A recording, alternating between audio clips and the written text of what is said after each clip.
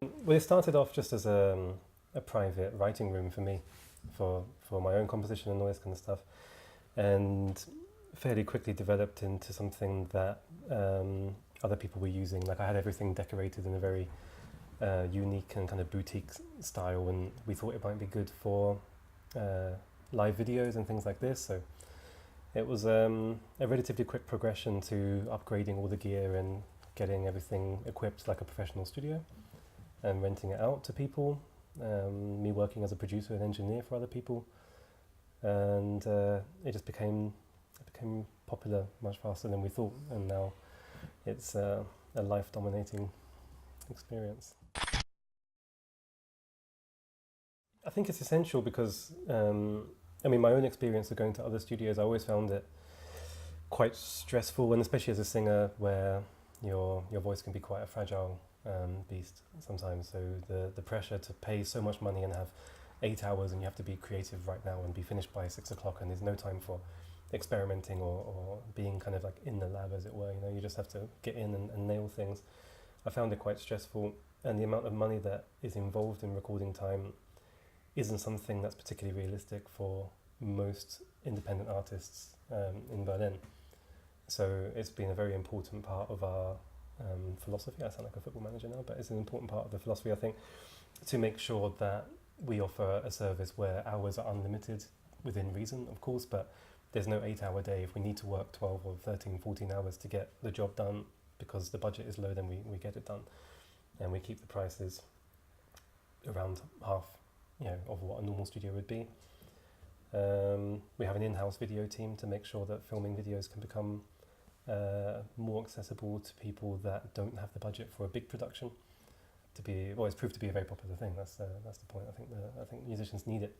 You need to have high quality products in order to interest the people that can help you, labels, bookers, get to the next stage. They're not typically interested in lo-fi demos anymore.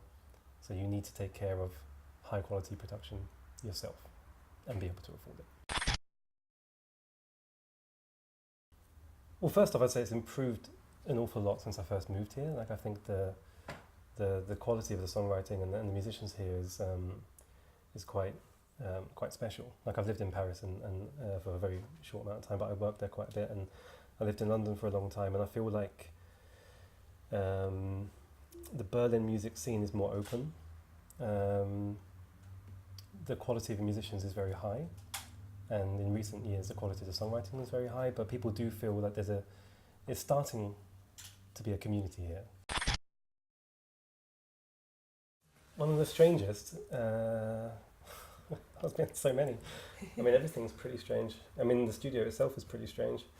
It's completely controlled by a cat, which is already pretty weird. But no, I think we've had a lot of good people coming in, and some of the sessions were very long. There was one in particular with an American guy, who I won't name just in case he finds it bad, but I think he's a wonderful artist. I really love his record, and it was great fun working with him. But it was 3 days, including sleeping over. He was sleeping in the studio. We did 3 days pretty relentlessly, and the final day ended up with various people in the room not really wearing an awful lot of clothes, and people lying on the floor, like smashing tambourines against the door.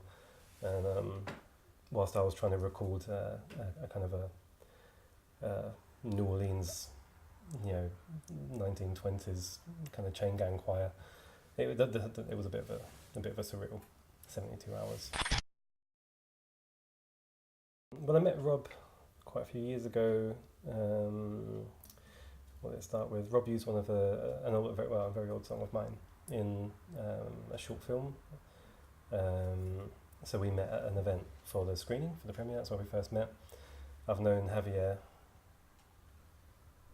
over there. I've known Javier for quite a long time now. Javier filmed a concert of mine, I think back in 2011 or something, and we became good friends. So I've known about Rob and the videos that are coming through, and Rob booked my studio for a couple of different video shoots for Joe Wilkinson, and if anyone knows the name, Melville Hill.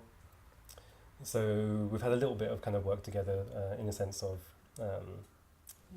using my space as a film location, and yeah, I think we've been talking for quite a while about collaborating a little bit more. The videos are looking great.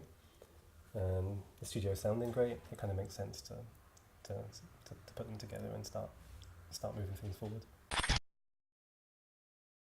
I mean, it's essential. It's clear for everyone to see. Like, social media has become the driving and dominant force in the media world. You know, in terms of how people are receiving content and stuff, to use the industry terms. And social media is obviously vastly oversaturated. So it used to be a case of, you know, status update, photograph, status update, you know, and a video. And now pretty much every single thing is a graphic or an animated, you know, graphic or a video, because you need to catch people's attention. And the video is a fantastic way to do that.